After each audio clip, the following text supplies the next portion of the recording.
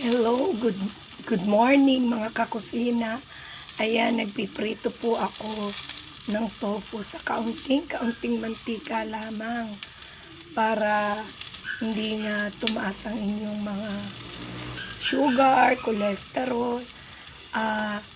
Ang iiwasan po kasi natin pag tayo'y matataas ang kung ano-ano, lalo ang sugar, ay ang yan pong tinatawag na salt, oil, and sweet. Kaya ayan, nagluluto po tayo ng simpleng ulam tofu na napakasarap sa simpleng pagkakaluto lamang. Mga kakusina, ayan, akin ang binaliktad ang tofu na ang pagkakalagay ko ng mantika ay lahid lamang. Wag laan dumigkit yung tofu. Ano po? Kasi nga pag mataas na ang sugar, tandaan natin, iwasan ang SOS. Sweet, oil, and salt. So yan po ang magandang balita sa umagang ito ni Aling Fria. Ito naman po ang kaulam, mga kakusina, ng ating pinaritong tofu.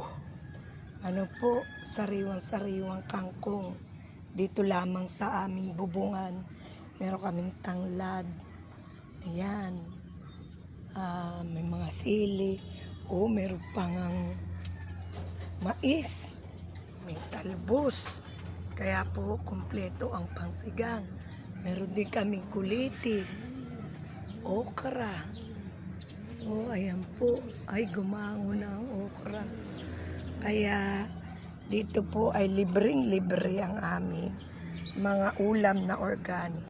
At ito po ang ating isisigang mga sariling aning talong.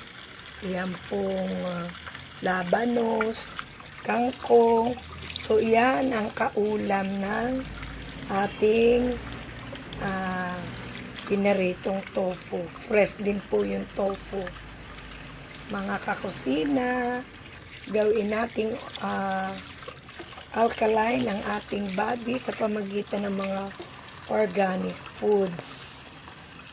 Okay po. Salamat sa panonood. Subscribe, like, and follow.